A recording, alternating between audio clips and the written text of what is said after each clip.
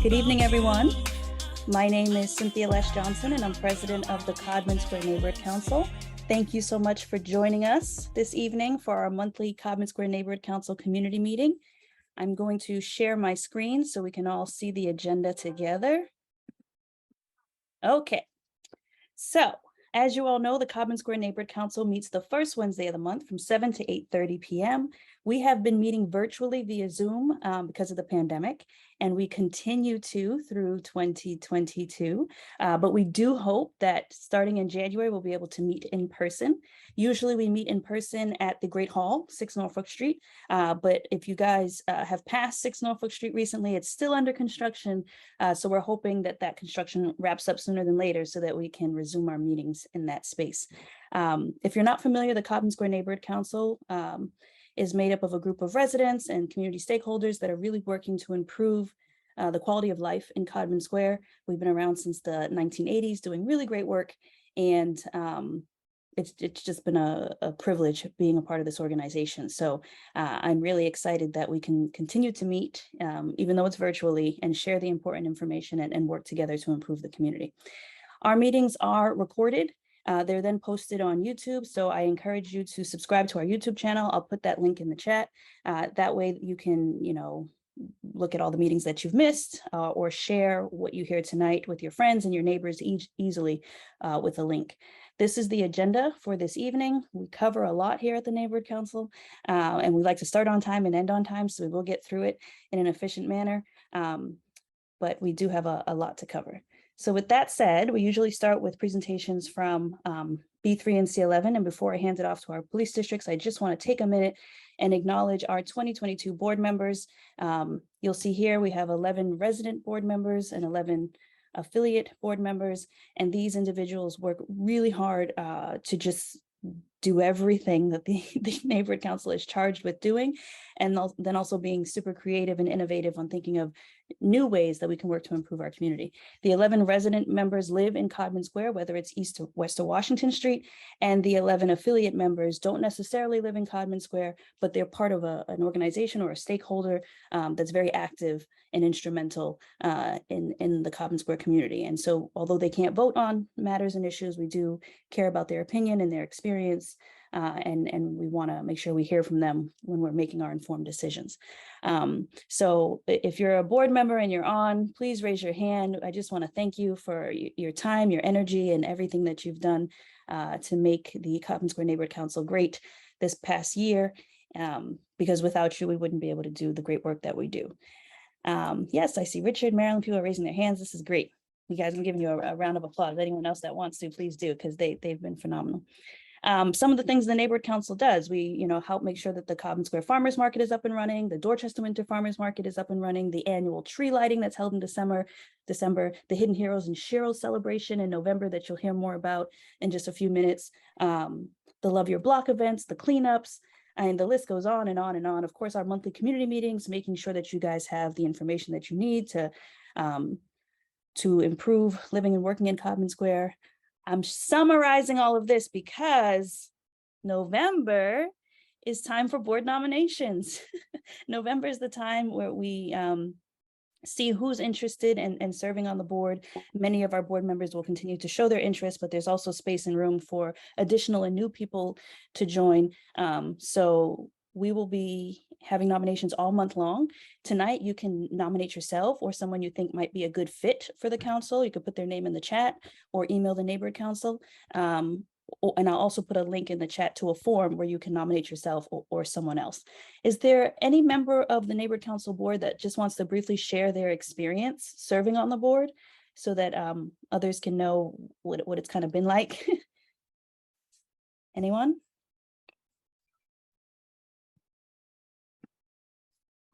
No, the board is not made up of shy people, so I'm not sure. No one? Melissa? Yeah, sure. I'll go, Cynthia. It's Amy. Okay, great. Yeah, no, I moved to Codman Square. I'm relatively new to the neighborhood. I moved during COVID, so it was a really challenging time to get to know my community. And I feel like jumping on this board was such a wonderful way to get to know people very quickly. And I was so thankful how people just kind of welcomed me in with open arms, virtual arms, of course, because it was a different time. But I've just been really impressed by how even during the pandemic and all the things we're not able to do, that the council still does so much and still gives back to the community in so many ways. So I'm just really excited to stay on and see how it works when we start getting to do more things in person. But yeah, it's a wonderful organization. I'm just so happy to be a part of it. And yeah, please more people join. Excellent. Thank you so much, Amy. I appreciate that. And we're happy to hear that you'll be with us 2023. So that's great. Anyone else before I move on? Well, that was a good sales pitch, Amy. I appreciate it. I put in the chat the Neighborhood Council website. There you can find all the information about all the events that I summarize, the YouTube channel information, nomination form, but I also put a link to the YouTube channel and the nomination form for the board in the chat as well. So save those links and let me know if you have any questions about any of that. As a reminder, the Neighborhood Council meets the first Wednesday of the month from 7 to 8:30. The board meets the second Wednesday of the month from 6:30 to 7:30. And then it's really this group's responsibility to figure out how we'll work to improve Codman Square all year long. Great. I don't see anything in the chat. Okay. So moving along in the agenda, we'll now start with the reports from our police departments. I think Officer Keaney is on from C11. Maybe he's not. Okay, we'll jump to B3 until Officer Hi. Keaney. Oh, It's hello. Officer Keaney here. Okay, Officer Keaney's ready. Okay, thanks. Okay, just basically a couple things to tell you about, and a couple other things that have happened in the neighborhood. First off, October 14th, 7:50 p.m., officers from the Youth Violence Strike Force observed a motor vehicle with very dark tinted windows and a broken taillight on Talbot Ave. They ended up pulling the car over at Talbot Ave and Wells Ave. The motor vehicle, it turns out, was unregistered, and as a result, it was to be towed from the scene. But before you tow a motor vehicle, you have to search it, just so the people don't say, oh yeah, you know, I had 4 diamond rings in the glove compartment. So anyways, sticking out from under the passenger seat was a fanny pack. And inside that fanny pack was a 9mm ghost gun, as well as a Smith & Wesson 9mm, both containing a couple of rounds. The 18-year-old from Brockton was arrested and charged with 2 counts of unlawful possession of a firearm. And on October 22nd, about 7:33 a.m., we got a call for an armed robbery at Rosario's at 760 Washington Street. Clerk stated that an unknown male, unknown race, about 5'5" with a stocky build, entered the store, pulled out a black firearm, and took approximately $300 from the register. The victim was last seen running through Roberts Field towards the school. The only other couple things to tell you about, got a complaint about a gentleman who visits the park down at Wainwright and Brent in the mornings, usually, and has been using it as his personal urinal. I went down there yesterday morning about 9 a.m., saw this individual, spoke with him. He resides in a group home at 470 Talbot Ave, and I had an up close and personal chat with him, and I think I got through to him to explain to him that the park is used by all kinds of people, especially young children, and also it's surrounded by homes, and that his actions of urinating is not acceptable. And if he was to do this again, he would be subject to arrest and could be barred from using the park. I think I got through to the young man. Hopefully I did. In future, if anyone sees this young male, he's a white male, about 30 years of age, When I saw him, he was smoking. And if he's involved in any sort of lewd behavior, or not just him, but anybody, please don't hesitate to call 911 right away and get us down there. Hopefully this situation will no longer rear its ugly head. The only other thing is district-wide Halloween was a great success. Didn't have any major problems whatsoever as far as your own little slice of heaven. More specifically, the Melville Ave area, which is well-traveled in many years past by trick-or-treaters. Had about 1,000 people down there. Several officers were in the area maintaining the peace. Everyone seemed to have a good time. No major incidents whatsoever throughout C11 on Halloween.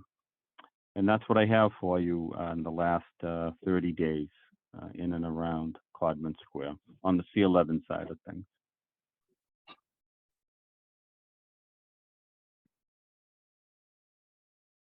Excellent. Thank you, Officer Keaney. Any questions regarding C11? No? Thank you so much for, oh, is there a question? No, I just want to say thank you. Happy Thanksgiving to all that enjoy Thanksgiving, and hopefully tomorrow morning I'll be reading in the paper about one of you hitting Powerball. That would be nice. Great. Okay, moving along in the agenda, let's talk about Hidden Heroes and Sheroes 2022. Raise your hand if you're familiar with this annual celebration that's put on by the Codman Square Neighborhood Council and the Greater Four Corners Action Coalition. Yes, I'm seeing hands being raised. Some of you on here are previous Hidden Hero and Sheroes awardees. Some of you are familiar with this wonderful, wonderful event where we recognize people in the community that are really working to improve the community, but they don't want to be recognized. That's why they're hidden. That's why they're called hidden. We do this event every year, and it's just a wonderful opportunity to just share our gratitude, learn about these individuals that really make both the Codman Square and Four Corners community great. And I am encouraging you all to buy your tickets, participate in this event. You can participate in person or virtually. I'm encouraging you to donate to the Youth Scholarship Fund. The youth awardees that are seniors will receive $2,000 this year to go towards their educational advancements. And I'm encouraging you to really sponsor this event because it's a beautiful event. It'll be in person this year at the Black Box Theater on November 18th. And we'll be feeding everyone. Everyone will be dressed up. It's just a phenomenal, phenomenal event. The Youth Scholarship Fund is in the name of Reverend Dr. Bill Loesch. He helped create this event more than 20 years ago. And this is how we honor him and keep his legacy alive. And it's just a wonderful time because the Codman Square community and the Four Corners community comes together to make this happen. We have a committee that's been doing really great work, meeting weekly to make sure this event is a success. Is there anyone on the call that's involved with the committee that just wants to share anything that I missed regarding the event, or how excited they are about Hidden Heroes, anything they want to share?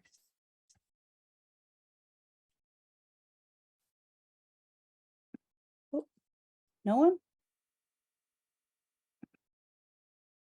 Anyone from the committee?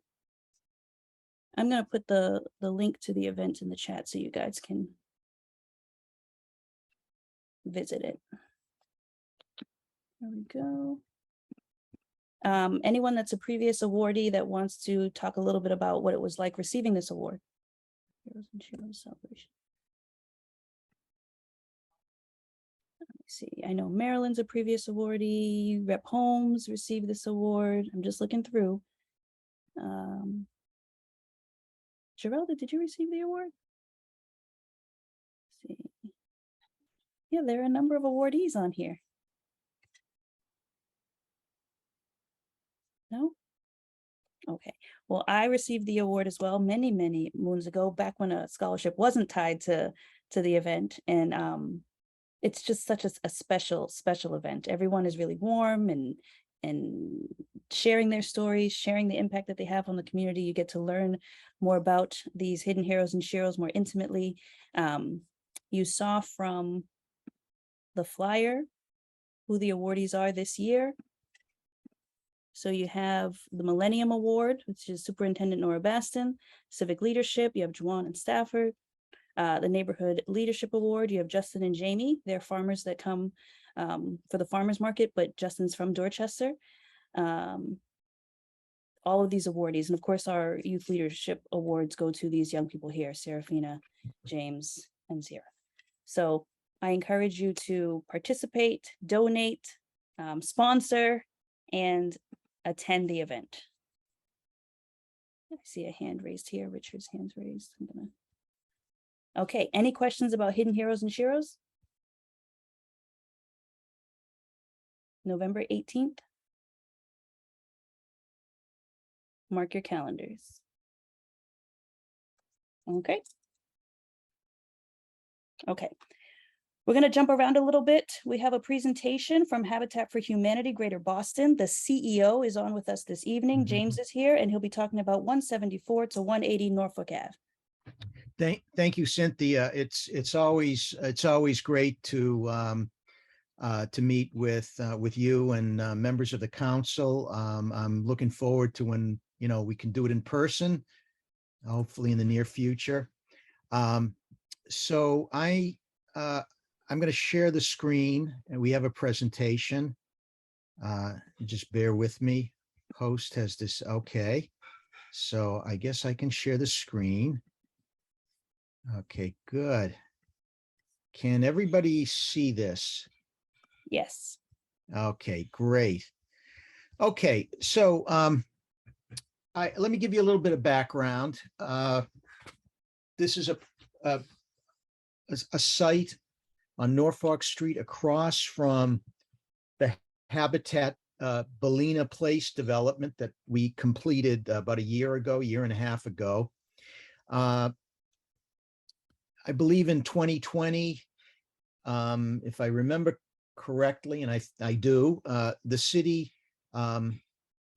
designated us as tentative developer of this site to build 7 units of affordable housing for home ownership.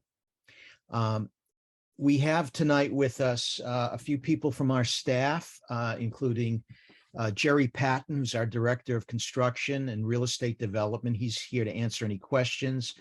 Mickey Younger is here as well. She is our Architecture and Sustainable Design Coordinator. And we have a coordinator from our Home Services Department, Chloe Amaya. And Kyle Smith, our attorney, is with us. Are we missing anybody, Jerry? No, I think that's everyone, Jim. That's everyone. Okay. So again, a little bit of background. We were designated as developer. It was a competitive process. The city issued a request for proposals. We submitted a proposal. We had the support of the Codman Square Neighborhood Council, which we really appreciated, and we very much value our involvement in Codman Square with the council. We see Codman Square as we build in many places, but this is a special neighborhood to us, and we like to think that we are we have a hopefully positive role in building the community in and around Codman Square. So I want to thank you for inviting us to make this presentation. What you see in front of you now is the final design. We went through the city's design review and approval process. The city requires, when the city conveys land to a developer, they require the proponent to go through a pretty rigorous design review process. We are now about to start we need zoning variances. We're about to start the process towards going before the Zoning Board of Appeals. There will be a community meeting, and I can't recall the date because it's been rescheduled a few times, but it'll be coming up. But we thought it was important to, even in advance of that meeting, meet with you this evening and show you the project. A little about Habitat for Humanity. Some of you are familiar with what we do. For those who aren't, I'd like to give you a quick overview. We are a nonprofit. Our mission is to create home ownership opportunities for low-income families.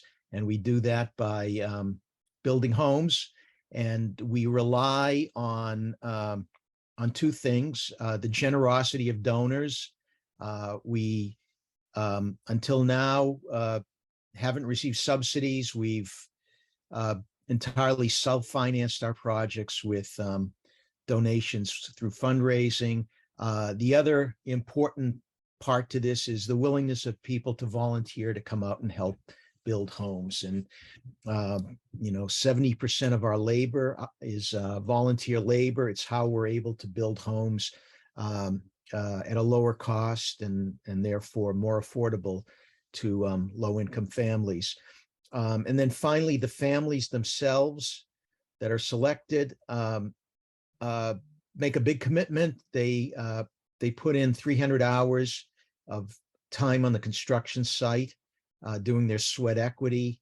And when the home is done, they become the homeowners. We give them a zero interest mortgage. We consider ourselves to be partners with the families. We're there to help them. We want them to be successful homeowners and contribute to the community in which they're now living in. I would argue they're better prepared to be homeowners than anyone I know. How many people can say that they're living in a home that they built? But these families can say that. So they will be great neighbors to all of you in the community. I'm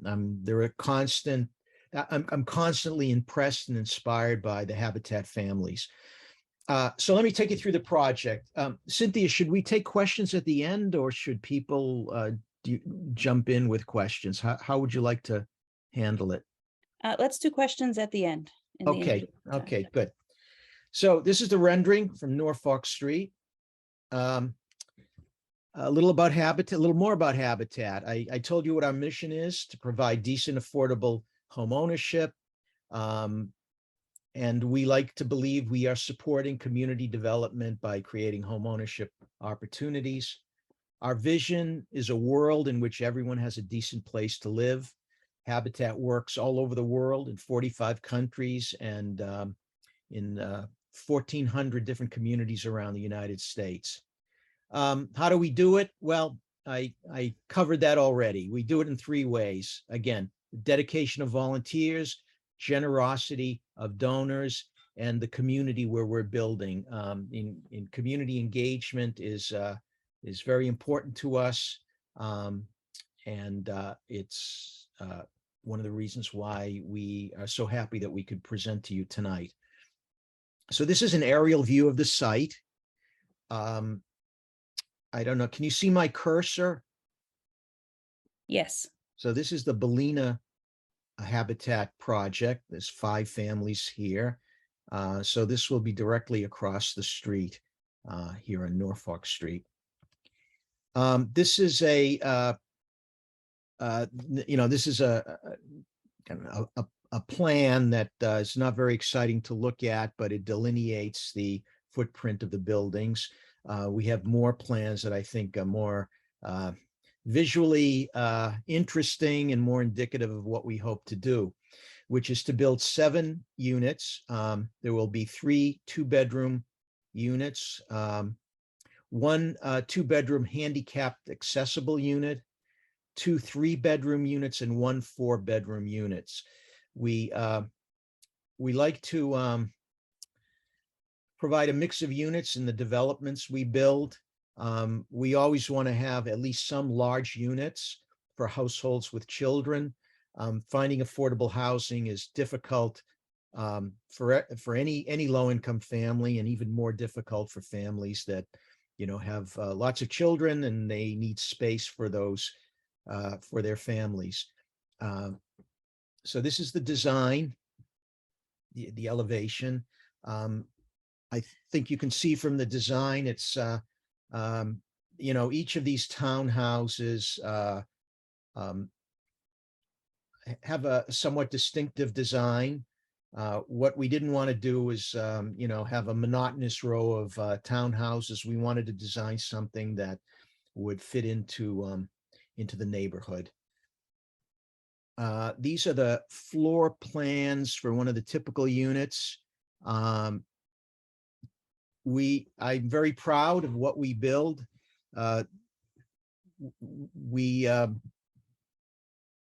You know, we usually, and these will be designed around an open space concept for living and dining space.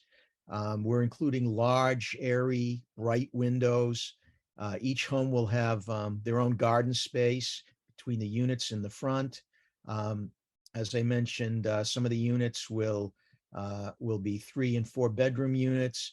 The units will have 1.5 bathrooms.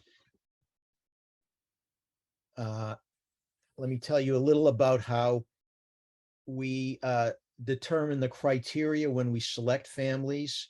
I don't want to get too nerdy here, but there's a term called area median income, and I hope everybody can see the chart here. Excuse me, let me go back. Families to be eligible need to be earning less than 80% of the area median income. And typically our families are actually earning much less than that. This is what those numbers mean in terms of income.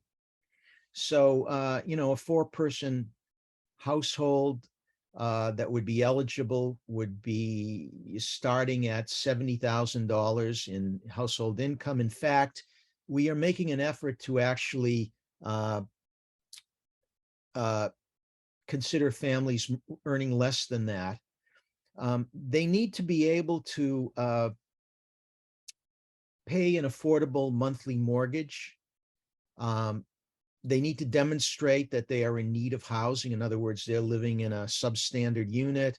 They're living in an apartment. You know, I mean, there's some pretty tough cases where families are paying more than half their income in rent, and they're living in an apartment where the heating doesn't work in a rodent-infested building. That's an actual case I just described. They have to be willing to put in 250 to 300 hours of sweat equity, and attend a first-time homeowner education course that we teach. It's a 10-class course.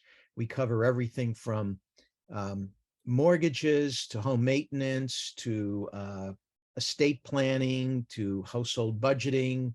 You know, I'm missing some topics. I will tell you that I wish somebody had made my wife and I go through a course like this when we were buying our house 30 years ago. They have to be first-time home buyers, and they must live in the greater Boston area for at least 1 year. I'm happy to go into more details about this, but this is the criteria we use when we select families. We have a committee of volunteers that actually interviews and does home visits. Unfortunately, we have many more eligible families than we have homes available, which is why we want to be building many more homes, because the need is so great. We covered this already, but again, the families go through a pretty rigorous application process. They have to they have to turn in tax returns, pay stubs, bank statements. We do a credit history, and as I said, they need to demonstrate that they are in need of housing, that they are living in less than optimal housing conditions. Just letting you know, you have about 4 minutes. Okay, well, we're done with this last slide. So this is the schedule going forward.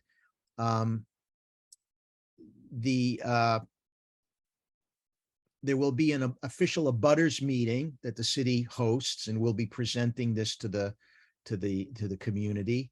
And that will be followed by a zoning board of appeals meeting, where we'll appear before the ZBA. And upon approval by the ZBA, we'll get our building permit. One thing I would like to respectfully request from the council would be support, written support for this project that we can take with us to the zoning board of appeals, if you're comfortable doing that. It would mean a lot to us. It would indicate, it would indicate that this is a project that we at various steps along the way, that would, we've involved the community, we've involved the Codman Square Neighborhood Council. So I'm going to conclude with, that request to you, and we're available for questions. I see Melissa in the chat. How can we volunteer for this project once it is approved? Oh, thank you very much, Melissa. That's really kind of you. We will find a way. We typically, we don't have volunteers pouring foundations or driving front end loaders. So we got to get the foundation in, but when we start the framing, we will need volunteers, and this is a sizable project for us. So I would say, well, Jerry, you want to jump in here? Maybe you can talk about this, but I would say, I don't know, Cynthia, would it be okay if people who are interested in volunteering contact you when we get to that point, and then you can give us their names? Does that sound good? Okay, Yeah. Jerry.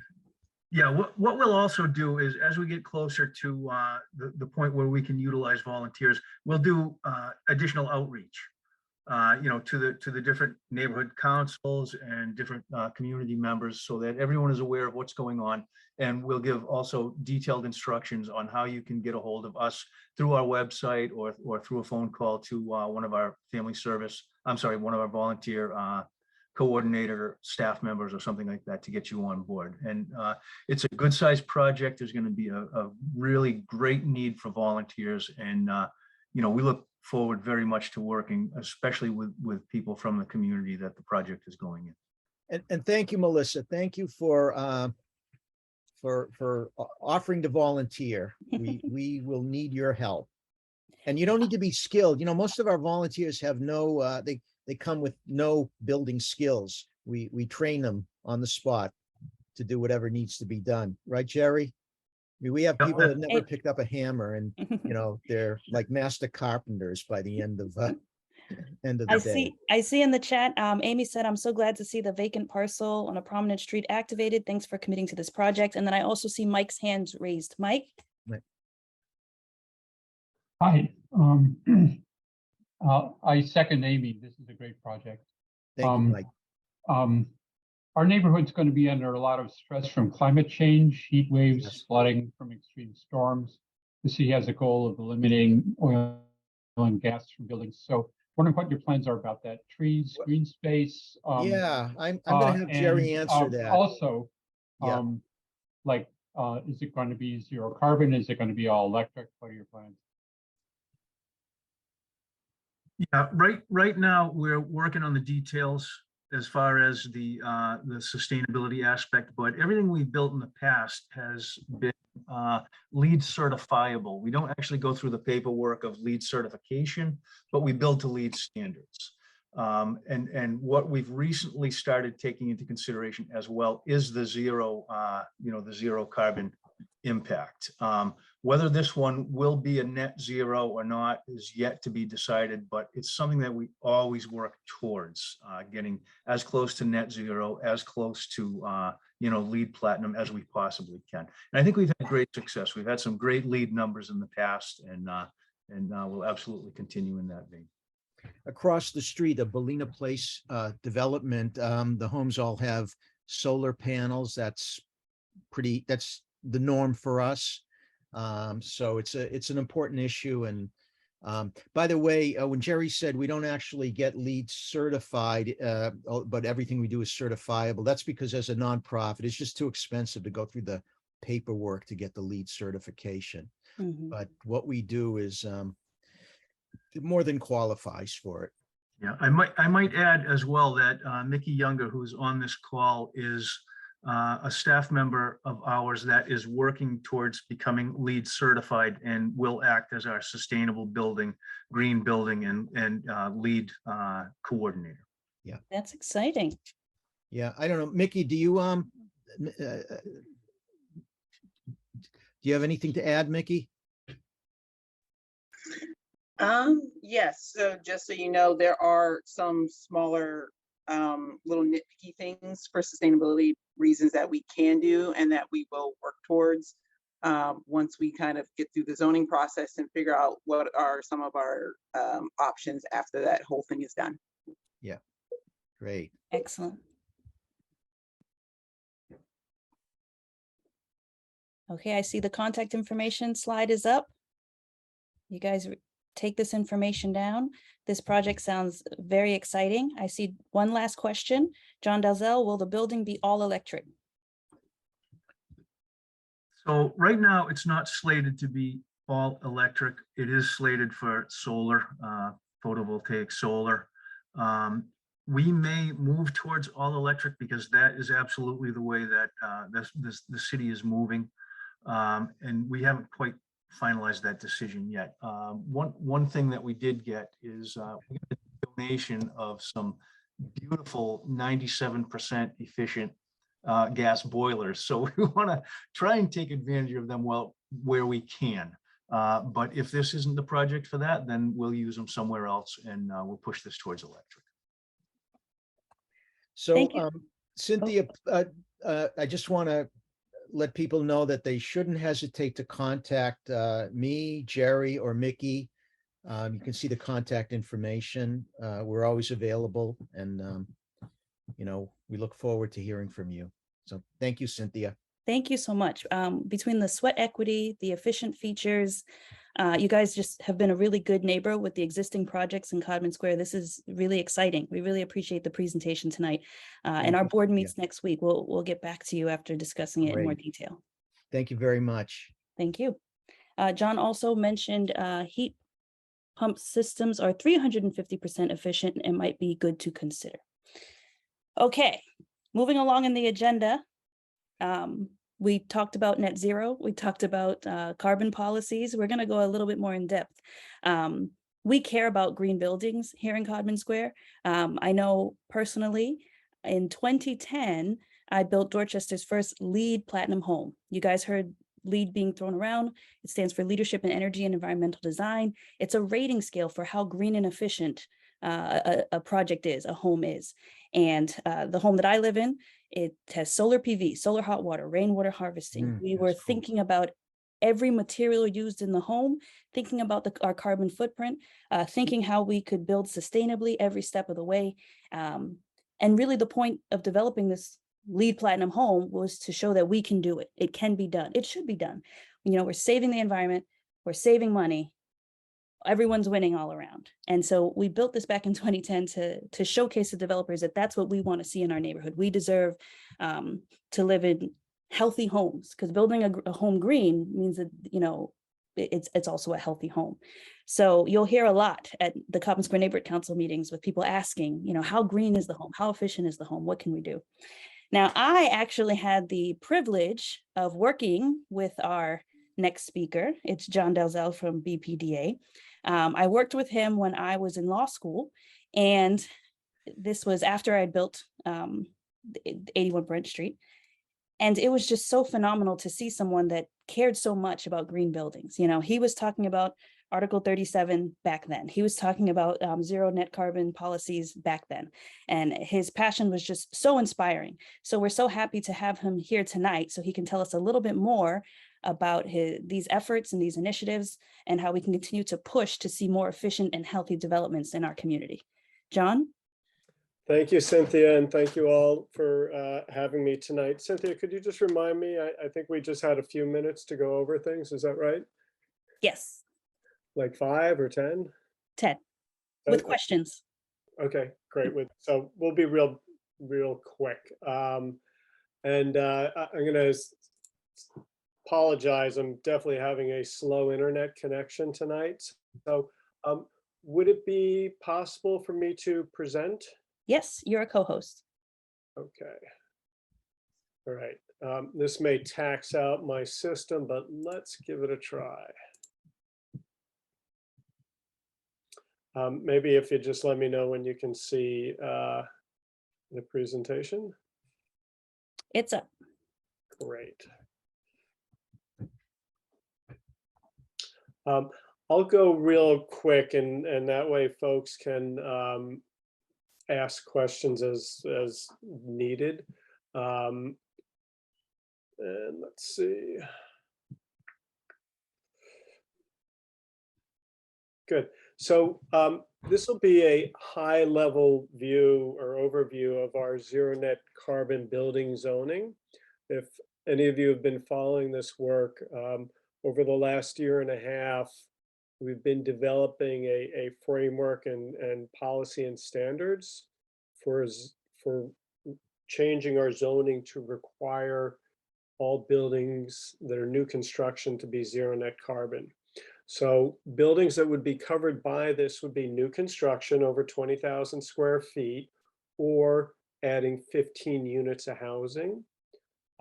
Or this could be an existing building that's being enlarged by those same amounts. What the zoning would require is that projects reduce or mitigate adverse impacts. By title, we're focusing a lot more on carbon emissions, but it's still a comprehensive standard. Would ask projects or require projects to achieve LEED Gold certifiable, and would ask projects to include low carbon building practices and to reuse renewable energy sufficient to achieve zero net carbon emissions. Once the project is completed and occupied, they would report their performance through the city's building emission reduction disclosure platform, affectionately known as BERDO. So that's kind of the high level overview. Let me dig in a little bit. The big important thing that we're doing here now today is focusing on carbon in buildings. And so that breaks down into two things. The first is embodied carbon. That's carbon that is associated with building the building. Those are the materials, the construction site activity, all of those things that go into making a product, or in this case, building a building. And then operational carbon emissions. That's related to the energy that a building is using, whether it's electricity or gas or something else. And then for renewable energy, what you all know and have probably seen is that on-site solar PV is a great solution. It's cash positive, cost effective, and actually does a bunch of other things I think of importance to us, including expanding job and business opportunities in our local communities. For buildings that can achieve zero net carbon through those two strategies, they would procure or purchase renewable energy to achieve zero net carbon. For residential projects like Jim's project, the Habitat project, this could be as simple as purchasing your electricity through the Boston Community Choice Electricity Program. That's a city-sponsored initiative that right now offers 100% renewable electricity at below the Eversource base rate. So if you're not doing anything you're paying more than if you went to the community choice program and purchased the 100% renewable electricity. What's really neat about Boston, certainly now, but for the last many years, in fact, is we have been building far better buildings. And so the example I have up here is a larger multifamily housing project over in Charlestown. The building has been designed to be really quite efficient, and we measure that in terms of things like energy use intensity or carbon emission intensity. What I can tell you about this building is it's probably using about 40% of the code limit for energy. So it's super efficient, less than half of the energy. It has on the building solar panels, so it generates a pretty good amount of electricity right there. And then they can procure their remainder of electricity through this Boston Community Choice program. The buildings are all electric, so they don't have any fossil fuel, and they don't have to deal with any of the complexities with bringing fossil fuel into a building. For the annual reporting requirements, they're really the same as BPDA.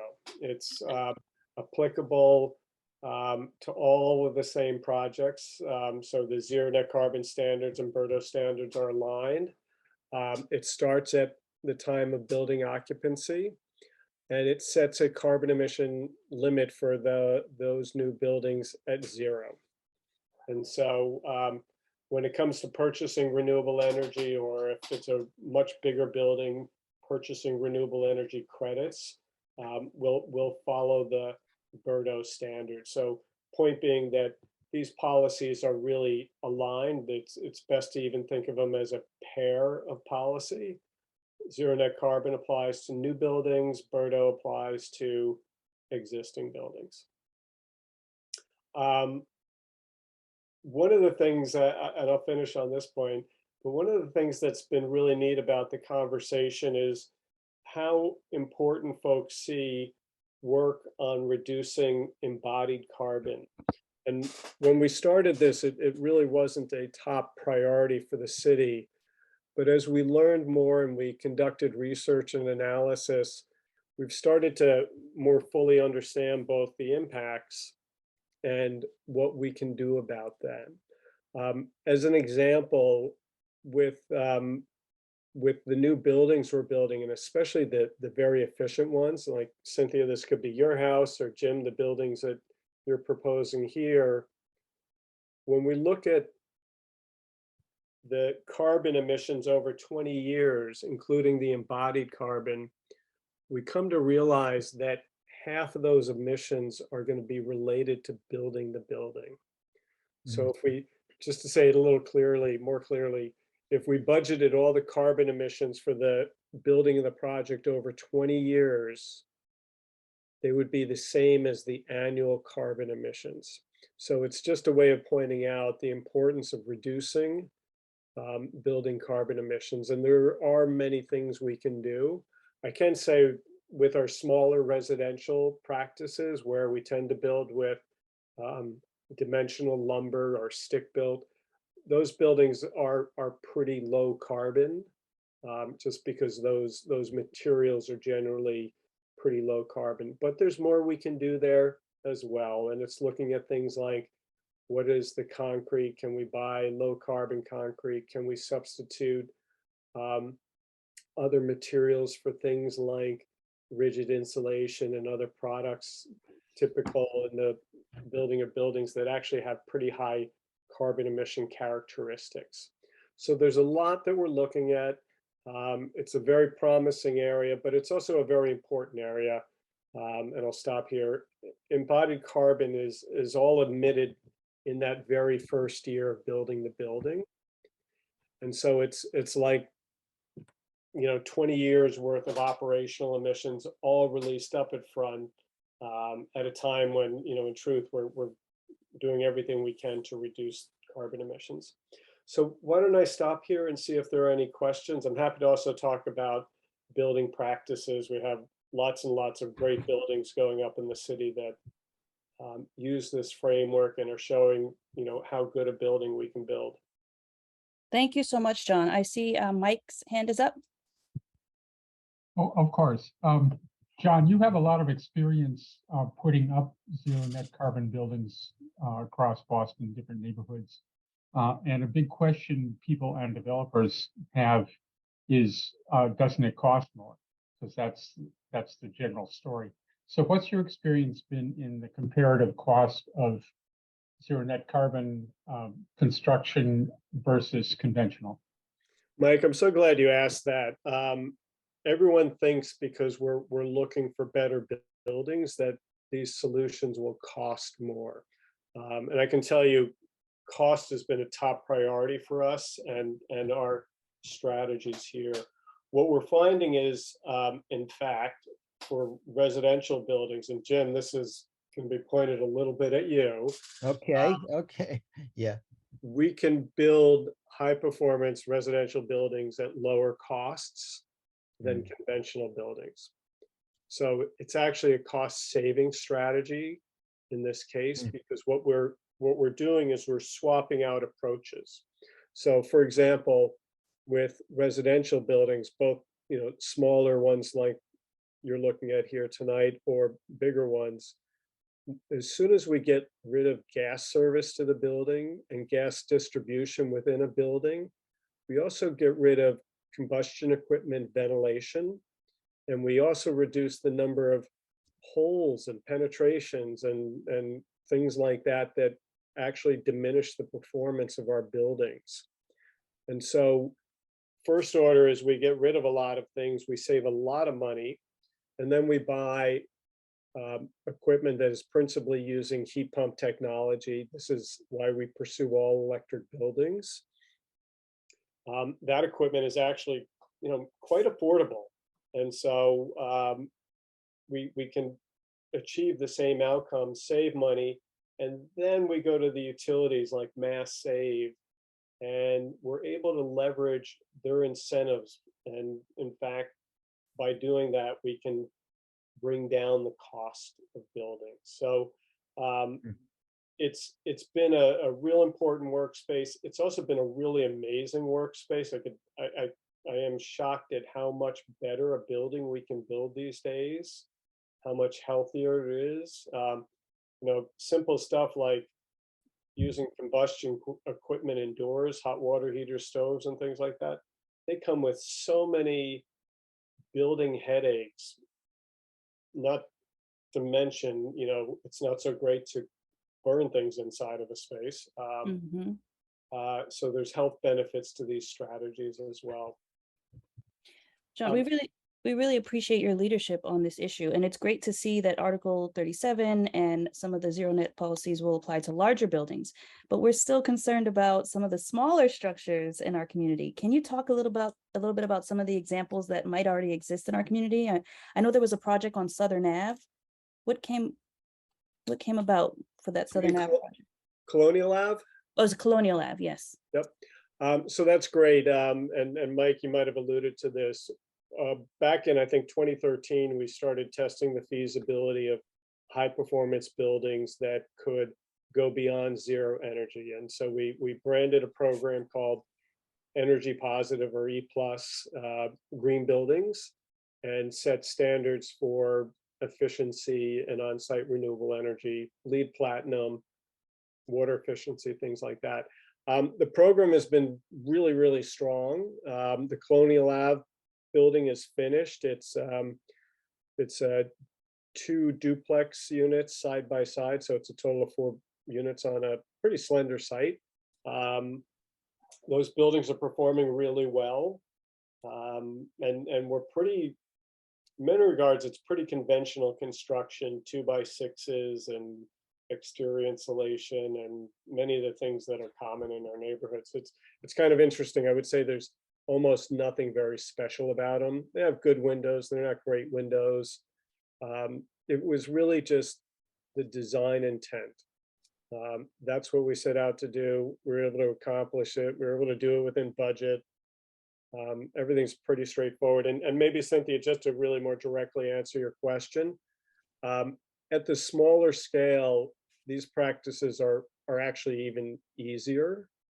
Not that any of this is easy, but compared to making a very big building work at this level, smaller residential, smaller multifamily residential buildings are really pretty easy. And the performance, again, has just been amazing with what we can do with what we know today with the systems that we can buy today. Thanks, John. I'll second that, because I mean, if I could do it, then we can all do it. I want to amazing work. So yes. I want to go to the chat really quickly. Sean Burgess, I've heard the operating costs of electric heating and cooling can be expensive to operate. Can you share any information on that? Sure. Comparatively speaking, for something like heating, using electricity with an electric resistant system would be much, much more expensive. What we're doing is, first and foremost, we're greatly reducing the amount of energy we need to use, and then switching it to really efficient electric heat pump systems. So just a stat to keep in mind, an electric water heater has an efficiency of like 95%. An electric heat pump heater has an efficiency of 350, 365%.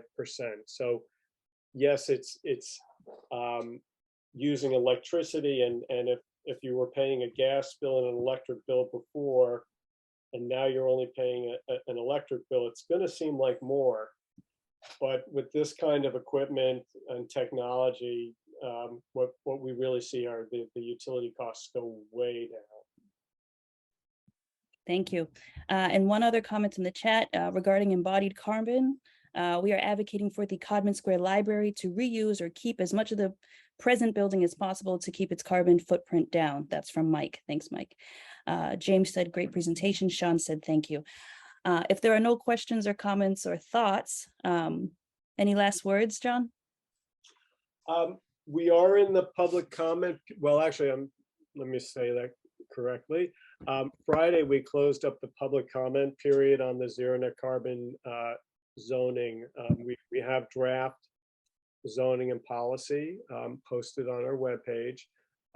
We will be conducting some analysis because if you don't know this, our state building codes recently changed, and in some surprising ways, they're much more stringent, which is good. We need to do a little recalibrating on our zoning and policy. And so we're conducting analysis, we're collecting feedback.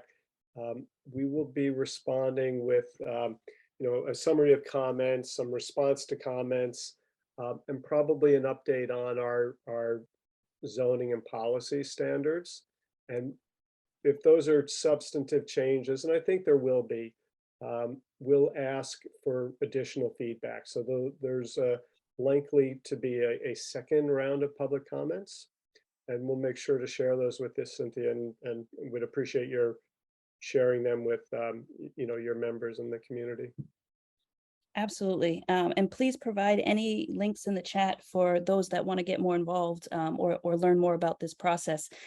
We definitely appreciate your leadership and you being here tonight, because we are asking developers monthly to develop greener and healthier homes. And so we want to make sure that we know what's happening real time with the city, and we want to support this process as much as possible. So thank you so much, John. Cynthia, I should be thanking you. I can't begin to say how much your own work, your own home, I think showed all of us that we could do much better. But I think also when the Codman Square Neighborhood Council asks a proponent to build a better building, they respond. And the one thing I'm happy to do is show us how we can build better buildings. But when you guys lead the charge, we do much better. Excellent. Thanks again, John. Thank you. We're going to circle back to B3. We're going to briefly hear an update from them. Officer Harris, are you on? Yes, ma'am. Good evening, everyone. How's everyone doing this evening? Doing well. How are you? Doing great. So, for your catchment area for the last 30 days, there were 24 calls for services that generated a police report. There were nine reports that were coded as all other offenses. There was one aggravated assault, one larceny, all others, one intimidation, one fraud call, 4 accidents, 3 simple assaults, one that was a sexual crime, and then there were 2 vandalism reports as well. So the 37.5% of your calls are all due to Tech Boston.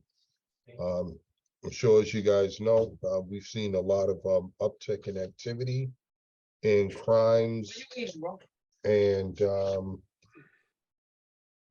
might as well say hi to my coworker since he announced himself. And so 37.5% of the calls have to do with Tech Boston. You know, as you guys all well know, we're no longer allowed in the schools. And because of that, we've seen an uptick in crime, not only within the schools itself, but in the surrounding area. There were 4 reports that I printed out to go over individually. About 6:07 p.m. on Monday, October 31st, officers responded to a radio call for an EMS investigation at 64 Norfolk Street, Dorchester. Unfortunately, that was, listed as a homicide, death investigation. I cannot go over the specifics for that, but I'm sure that's something that if I didn't bring it up, I would be remiss for doing so. But that is still under investigation. And about 12:06 p.m. on Monday, October 31st, officers responded to Tech Boston, located at 9 Peaceville Road, for a report of a fight that took place. Upon arrival, the officer met with the mother along with her daughter. The victim reported that she was walking back into school from an event that was taking place out on the field when she was attacked by another student. The victim stated the other student was the suspect, whom was identified. I won't list their name because they're a juvenile, that the attack was unprovoked. She stated she was punched repeatedly with a closed fist about the head. Victim stated that she did not know the identity of the suspect at the time of the incident. However, that identity was later discovered by the victim and the police officers that arrived on the scene. Once again, this is kind of another incident in terms of some of the violence that's taken place in our public schools. And last but not least, about 2:39 p.m. on Friday, October 7th, officers responded to Tech Boston for a large fight that took place during dismissal. Upon arrival, officers were met by other responding units who said that upon their arrival, the fight was already breaking up. Officers actually were able to talk to the victim.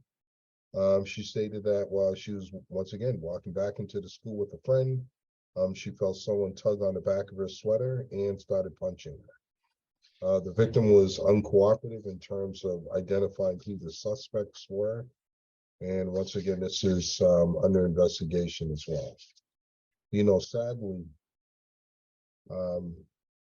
I've been doing these meetings for you guys now for give or take almost 3 years. And that is the highest percentage of calls that I've seen that have been attributed to Tech Boston.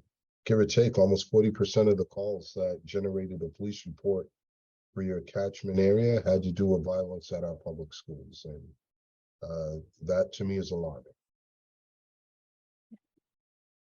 Thank you for your presentation. And we've been noticing the pattern as well. So we appreciate you putting it in that perspective for us. Are there any questions or comments for Officer Harris? No. Well, we definitely should be doing some outreach to Tech Boston to see how we can be supportive and to figure out exactly what's happening at that school, because that percentage is far too high. Shawn, can you hear me? Yes. Sorry. So everyone's saying we should do some outreach to Tech Boston. What do you mean, Cynthia? Can you talk a little bit more? Like, we're going to try to mentor those kids or something? What are y'all thinking we should be doing? Well, I'll open the floor to anyone that wants to speak, but, you know, just checking in with the admin, the teachers, figuring out they're, you know, at the forefront of all of this, how we can be supportive, what exactly is going on. If there is anything that we can do, they would have to work with us to figure out what can be done, if anything. Yeah, and that's a good point, mentioning the superintendent, because the superintendent has history with that school. Well, I went and I did a little day class with them. Like, I was a day speaker for, you know, an hour or whatever. And it was just amazing how they just weren't paying attention. And the teachers were saying how essentially these kids who might be in 11th grade really were acting like 9th graders, 10th graders, they're acting like 8th graders, because they went away for 2 years and just were not, they didn't grow socially. And so we definitely need to continue to, all of us need to continue to wrap our arms around these kids, particularly at Tech Boston, when they are literally representing that much of all of the police calls in our community. That's a big problem. I agree. And we'll probably be reaching out to you, Rep. Holmes, to assist with that. And it's not just the students. I mean, our teachers too, everyone's been struggling kind of with the return to school and navigating our mental health and our stability through the pandemic. So we want to be as supportive as possible. Thank you, Officer Harris. Moving along in the agenda, we're now going to hear from Boston City Councilor Brian Worrell's office. I think Lindsey's on, and she'll be talking to us briefly about redistricting in Boston and how it impacts our district. Hi, Cynthia. Hi, everyone. Lindsey Santana. I'm the new Chief of Staff to Councilor Brian Worrell. I have a few things that I wanted to bring up. I hope that's okay. Yep. So the first thing is that we filed a hearing to discuss gun violence within our community in D4. That was presented formally on the floor today at council meeting, and we're hoping to have that hearing December 8th somewhere in the community. So once we finalize location, I will let you guys know, because we really want people from the community there to kind of just share their thoughts and hear what the panelists and the administration has to say about gun violence in the city. Second, yesterday there was a meeting on ARPA funding with the Mayor's Office of Housing.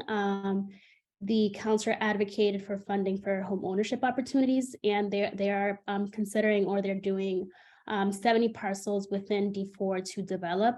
There'll be a community meeting November 19th at the Boys and Girls Club from 10 to 2 p.m.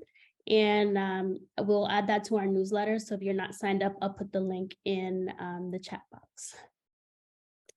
Lastly, on redistricting, today there was a vote on a map, which is 1275, and that has been called the Unity map. If you guys have heard that language, that was a map that was voted on today. There were 2 precincts within the Codman Square area that was going to be affected. The councilor advocated, and one of the precincts is back into Codman Square. However, 1603, which is the park, is in this map going to be in District 3. The next phase of this is that the map will be sent to the mayor, and she will either veto the map or will formally pass the map. So that is the main update on redistricting right now. If you guys have questions or, happy to answer them.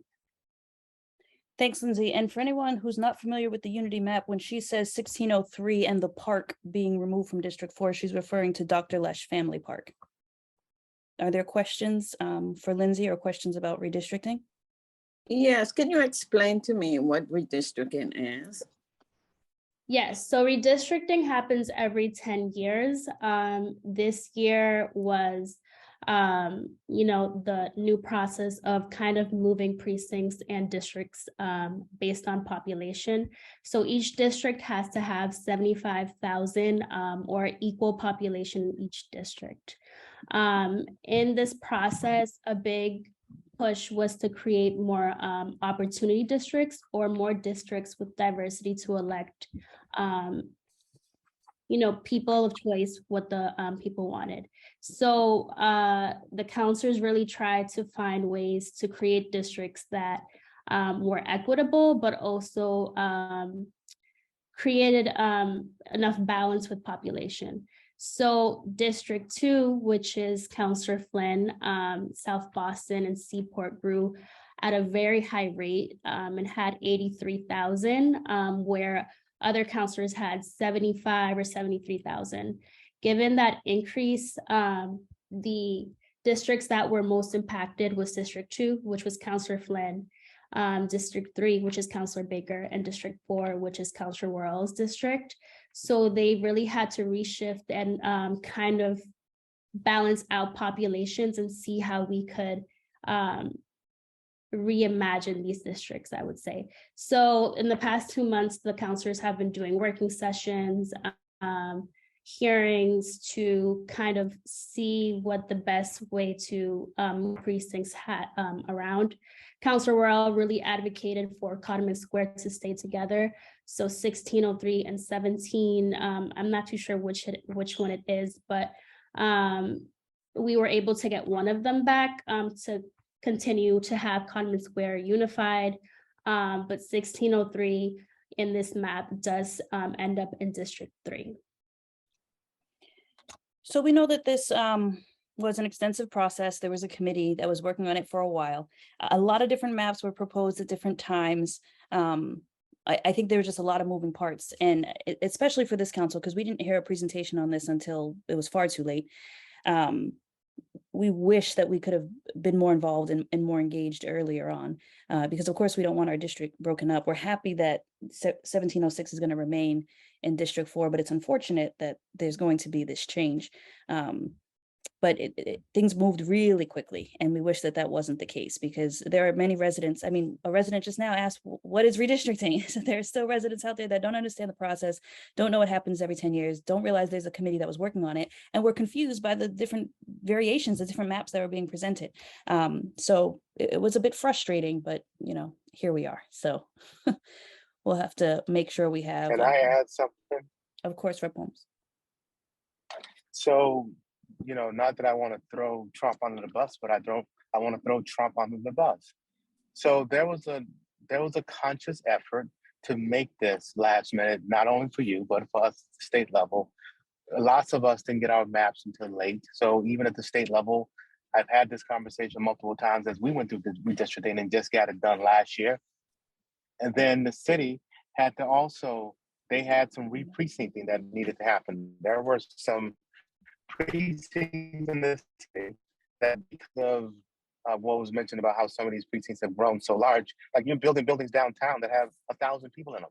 And so you build a building with 1,000 people, and all of a sudden, that makes it all of a sudden difficult to say, hey, this place literally had nobody in it a year ago, and now it has 1,000 people. And so there was some re-precincting, which is you had to make these precincts smaller with the number of people. You can't have 8,000 people in one precinct and another precinct has 2,000, because that's hard to now move those precincts. And so there was an effort across the city to now bring those very large precincts in size and number down to something I would call manageable, meaning, here's 3,000 or 4,000 people in here, 3,000 or 4,000 people here. That way you can then move and align people to align population with the precincts. And so all of those things happened. And that wasn't just because someone was just trying to make it last minute.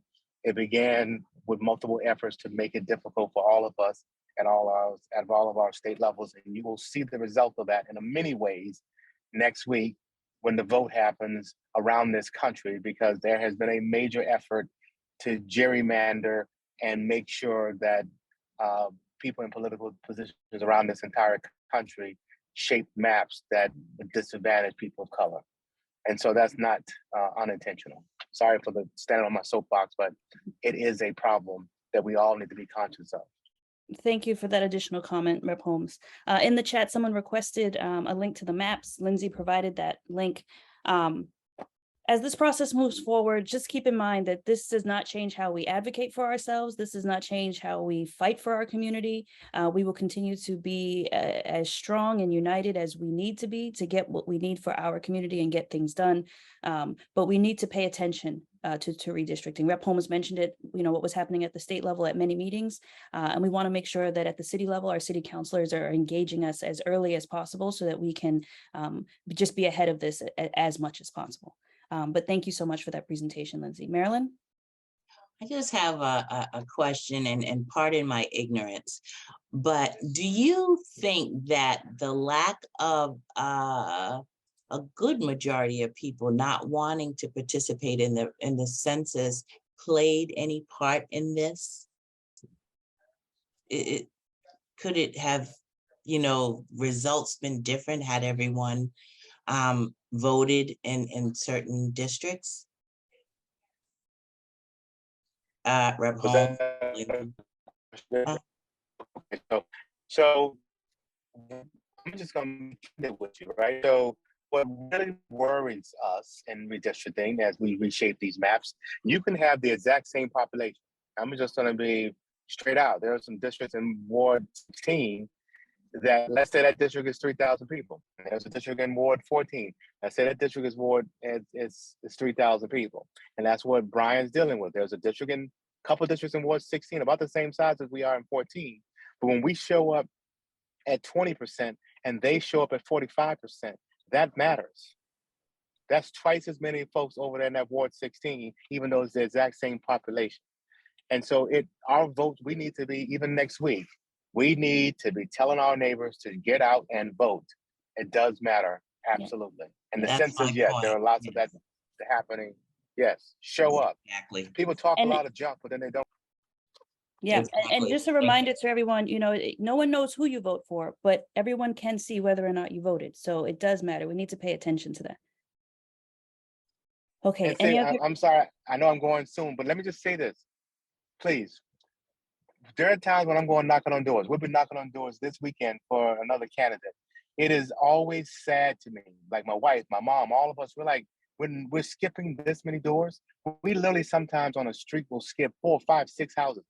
Because when you're campaigning, I'm not out trying to register people. I'm out saying, who do I believe is going to actually show up at the ballot? And that's who I want to talk to. And when I say to Cherie and my mom all the time, when we walk by 4 houses, that is 4 houses of people we don't expect to even send someone to the poll. And we'll do that often in our neighborhood. It's ridiculous. Yeah.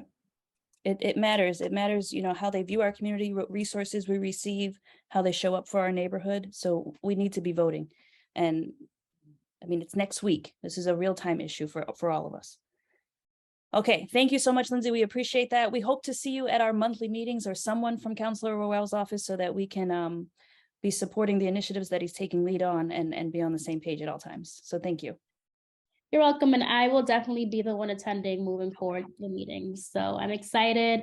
I love Codman Square. I actually used to teach at Roxbury Prep at Lucy Stone, so excited to be here. Happy to hear that. Okay, we are running short on time, but we're now going to hear from the Codman Square Neighborhood Development Corporation, the Energy Savings Program. Is Ronak on? Hi, I'm right here. Oh, hello. Can I share my screen? Yep, let me just make you a co-host. Go ahead. Thank you. Let me share my screen. All right, can everyone see that okay? Yes. Okay, so I know we're running short on time, so I'll try to keep this short. My name is Ronak. I am the Environmental Justice Specialist for Codman Square Neighborhood Development Corporation. And I am presenting on energy efficiency programs on behalf of our Clean Energy Ambassador team, who unfortunately was not able to make it, so I will be presenting for them. So thank you, Cynthia, for granting me this opportunity. So as we enter the cold months, I just wanted to share these resources on programs that are available to residents, both homeowners and tenants, or homeowners and renters, on saving on their energy bill. And so to start, I just wanted to really quickly explain what I mean by energy efficiency. And these are programs that can reduce energy use for things like heating, cooling, lighting, and still allowing you to use those energy services as you would normally like. And so the programs I'll be talking about today are the Solar Access Program, the Home Energy Assessment, and the Utility Rate Checkup. And so to start, we have the Solar Access Program provided by Resident Energy. And this program is available to any homeowner, regardless of income or credit score. They also differentiate themselves from other solar groups by not requiring a PPA or a power purchasing agreement. And they just make it restrictive when you buy energy from your rooftop solar. So Resident has a team that provides the solar PV installation at no cost. And after installation, residents receive those savings from the solar PV through direct on-bill credits and typically see about 10 to 30% savings on their monthly energy bill, completely dependent on their roof positioning. And the way the program works is rather than paying a large sum upfront or paying for your energy use, the Resident Energy team installs the panels, and you are essentially leasing your roof and receiving 20% of the total production from the solar. And again, that is the 10 to 30% total savings on your energy bill that you see as direct on-bill credits. And so some questions that are typically asked about this program are listed here. The installers maintain a roof warranty for the first 10 years where they're liable for any damage on your roof. And additionally, maintenance and upkeep is covered by Resident Energy throughout the 25-year agreement. And so next is the Mass Save Home Energy Assessment. And this program is available for renters and homeowners in single family and multifamily units. For renters, someone from their team will assess the need for energy saving devices and check your home's heating system. And in the end, they provide a summary of weatherization potential, or in other words, they give you an assessment for what steps can be taken to drastically impact your home energy efficiency. And for homeowners, they do a similar assessment and provide a weatherization contract if you're interested in moving forward to enhance your home energy efficiency. And so some things they check for both homeowners and renters are how safe and healthy your heating system is and carbon monoxide levels throughout your home, and what the state of your air sealing and insulation are. So just some ways of saving energy through heating throughout the colder months. And so an energy specialist doing the assessment sees what's needed in your home and may have water saving fixtures, advanced power strips, and programmable thermostats all provided at no cost. These items can be installed, or if you're doing the home energy assessment virtually, they can mail these devices as well. And residents may also be eligible for 75 to 100% off on approved insulation and weatherization installation work. And it's also available up to a $15,000 rebate and 0% financing through the Mass Save Heat Loan Program. And so, apologies, I forgot to talk about this slide. But again, this is just repeating, this is what both homeowners and renters receive at the end of their home energy assessment. And so the last program that I'll be talking about is the utility bill checkup. And this program is offered by All In Energy and is created to help residents understand their energy bill and see if they're paying more than they should, especially for folks who are on third-party energy suppliers. And so when the All In Energy team looks at your energy bill, they can assess if there's other programs that you qualify for as well, which can help you save on your energy bill. And that includes reduced gas and electric rates and repayment and forgiveness programs. And so on their online form, which can also be found on our website, which I will link in the chat at the end of the presentation, in addition to my personal contact, you can provide information about your energy use, and then you receive a customized report of information that can help you understand your bill and actions you can take to reduce your energy costs. And a phone consultation can also be set up as well to mitigate COVID risk. The utility bill is checkup is offered to all residents, homeowners and renters for free, and is a tool that can help to make sure that you're not paying too much on your bill. And if you are on a third-party energy supplier and you're looking to go to the municipal community choice plan, they can help you with that as well. So I kind of sped through that, and I apologize if I went too fast. But I will.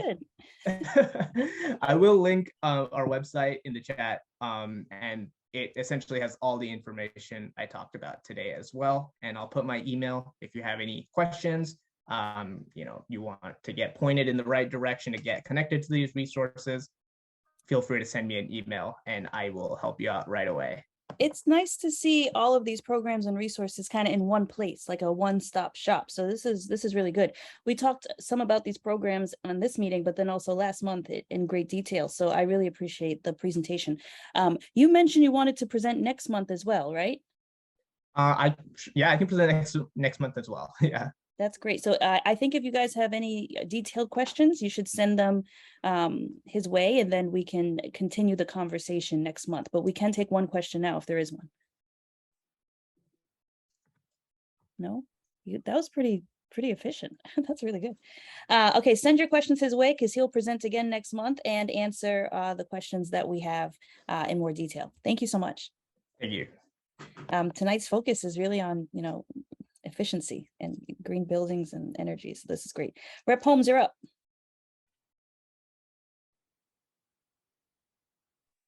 So thank you for doing that. My first question is, please do that in every one of my neighborhood meetings, because I've been going around carrying around my electric bill and all this other stuff, saying the same stuff. But you We talked about your electric bill for about 35 minutes last month. That's what I'm saying. So I know I'm done, because it's 8:30. So I'm just going to ask a couple questions and then see if anyone has any questions. Did anyone have any questions about questions 1, 2, 3, or 4? I mean, people calling me on my cell phone today asked me, "Oh, if I own a house that's $1 million, am I going to have to, pay the tax and all this other stuff?" So any questions on 1, 2, 3, and 4? Thank you again, Marilyn, last month for telling me that question 4 was not in the book. I had forgotten about that. Any questions at all before we go vote next week? Yes, Rep. Holmes, I have Yeah. questions.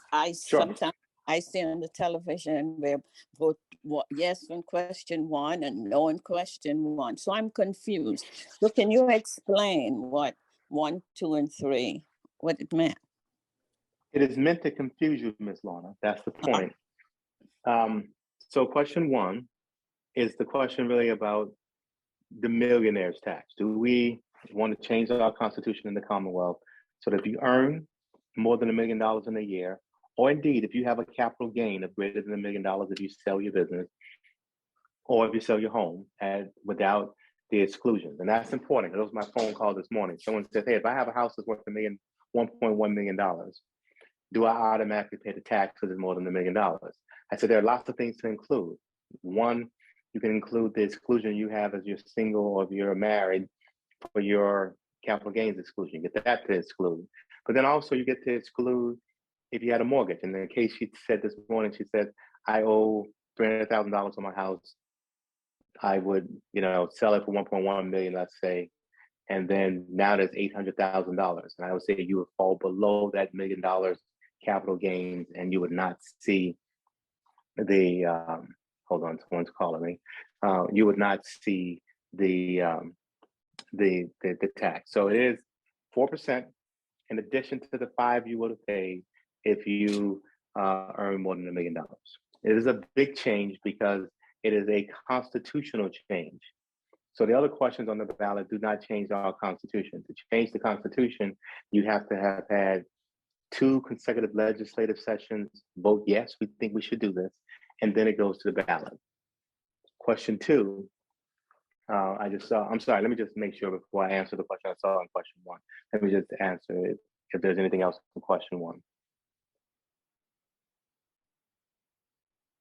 So you're saying vote, it's 1, yes. 1 is a yes, 2 is a yes.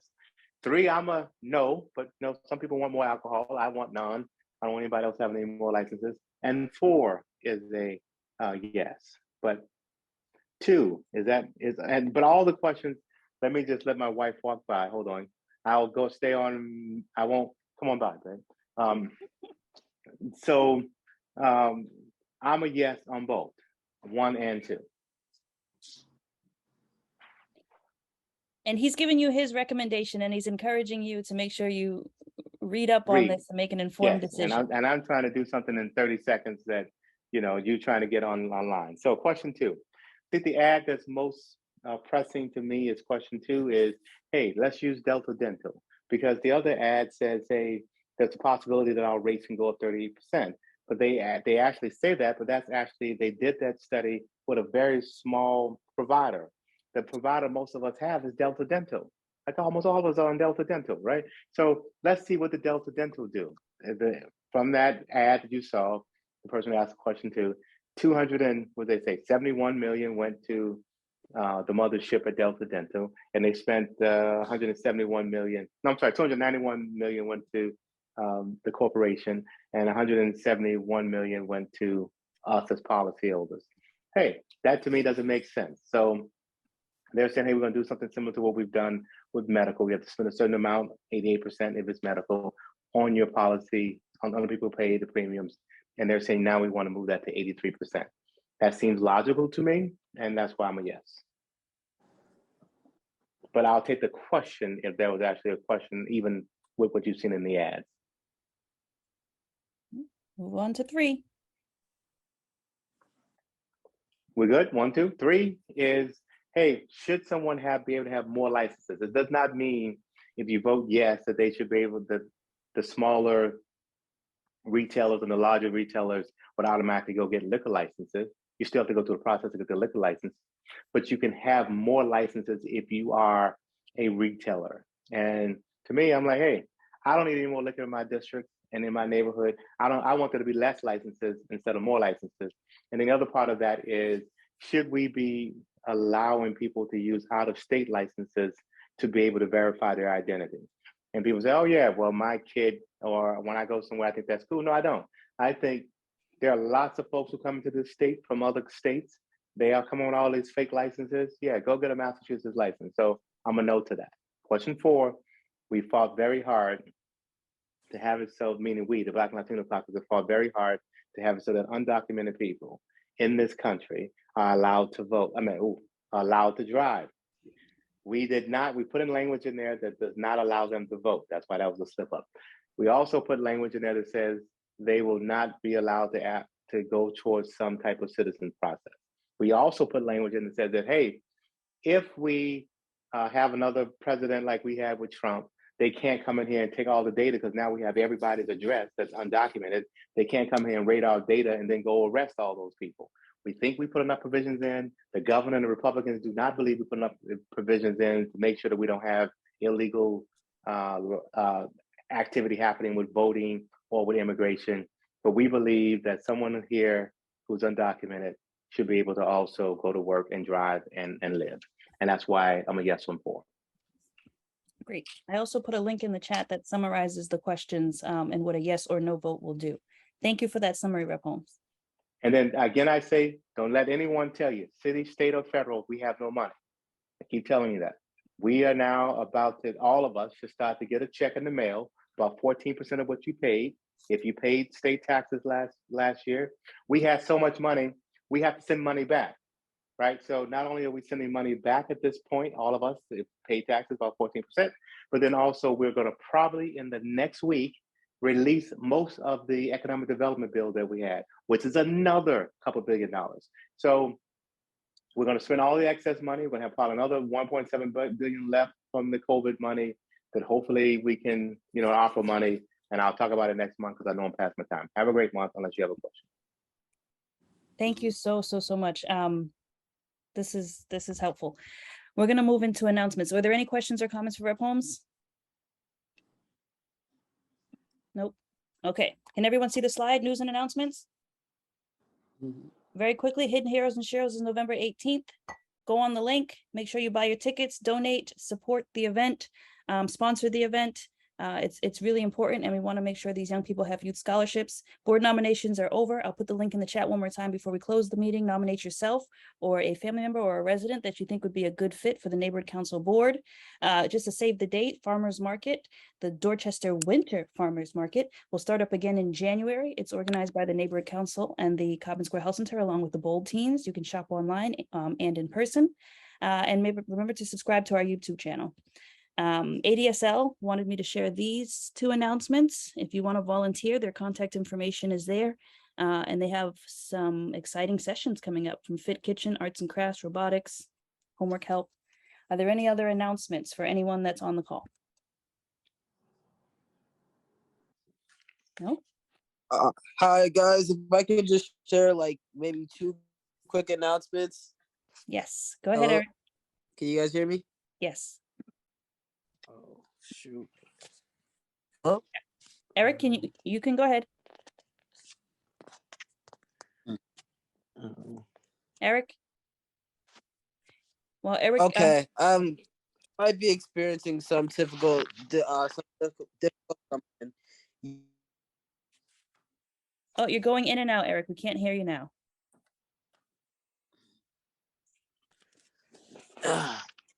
Wow. Give me 1 second. Well, all right. Okay. Let's see. Eric? All right. Is it all set? Can you guys hear go me? ahead. Go ahead. All right. So sorry about that. It was fine the whole meeting, and then all of a sudden it wanted to act up. But I do have a few quick announcements for you guys. I will also be sending this. I sent out a Word document that included all of these announcements as well. But if you guys would like that same Word document, just let me know. I put my email in the chat so you guys can send me an email. Just request it, and I'll make sure to send it to you as well. But just a few upcoming events that are happening that we have flyers for. So we are having a community violence impact meeting on November 9th from 6 to 7 p.m. at the Mattapan Teen Center, 10 Hazelton Street. That will be centered on trying to, fill the area with as much resources for the youth as possible. This is open to all ages, but we are trying to have this primarily youth focused, with just a space for them to voice how they've been feeling with what's going on. The Pan Life Project will be hosting a financial care workshop on Saturday, November 5th at the Mattapan Library, where they'll be combining financial empowerment and mental health to create financial care programs. So definitely go into that. That will be from 10 a.m. to 1:30 p.m. And then the Mayor's Office of Worker Empowerment will be having an apprenticeship fair on November 16th from 3:30 to 5:30 p.m. That'll be at the Roxbury Public Library. So we want to make sure that we urge all people to go to that. I also have 2 surveys that the City of Boston are putting out, one by the Parks and Recreation Department for Harambe Park. Definitely let me know, and I can put the link for that in the chat.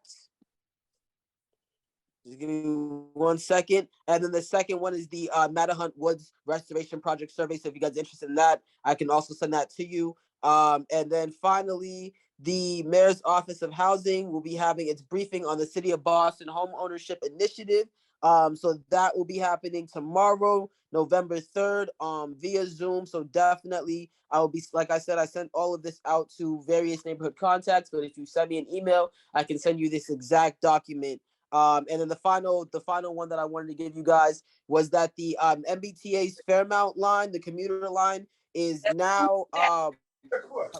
This won't come in this time. Keep going. Sorry. Okay, so the MBTA's Fairmount line, the commuter line for the commuter rail, is now the same price as the regular subway for zones through zones 1A. So they also accept the Charlie card. So if you guys have like a monthly plan or something like that, and you put it on the Charlie card, you can use that. It will be it'll work the exact way as the same regular subway. So definitely visit mbta.com/Fairmount Pilot to find out more information about that. But, I would definitely urge everybody to take advantage of that. If you guys want access to a Charlie card, I know that some places sell them, but I also have a ton of them. So just reach out to me, and I don't mind dropping them off to your neighborhood association. I have way too many to count. And then, sorry, this is the final one, and I'll let you guys go. The city budget workshop will be happening for selected groups. So the Black constituents will be happening with the Black male advancement. That'll be tomorrow from 6 to 7 p.m. at the Grove Hall Library from 41 Geneva Avenue. The Asian and Pacific Islander constituents will be happening on Friday, November 4th. From 3 to 4 p.m. at the Copley Century Library. I'm going to be going around tomorrow giving out all of these flyers. I'm going to put them at the Mattapan Library as well. So you should be able to have access to these. But there's literally for selected groups. So Hispanic and Latinx constituents will be happening on November 7th, 4:30 to 5:30 at the East Boston Library. LGBTQ constituents will be happening Wednesday, November 9th, 6 to 7. It'll be virtual. Constituents with disabilities and the Disabilities Commission, Thursday, November 10th, 3 to 4, Copley Century Library, and the virtual workshop for anyone who identifies as one or more of the above groups will be Thursday, November 10th from 6 to 7 p.m. virtual. Okay, so thank you guys for letting me take up that time. And I have all of these for you. Again, send me an email if you want me to give you this list that I have. But thank you guys again. Thank you. Put all that information in the chat, please. Any other quick announcements? No. Okay, I want to thank you all for your time and attention. We did have to move quickly through this, but again, this meeting will be on YouTube. So subscribe to the YouTube channel. The link is in the chat and you'll have all this information. Otherwise, share this meeting with your friends, your family, your neighbors. Make sure you vote next week. Thank you so much for your time and attention. And I'll leave the chat open for a few more minutes so that you can grab all the links that you need. Have a great evening and I'll see you next month, same time, same place. Good night.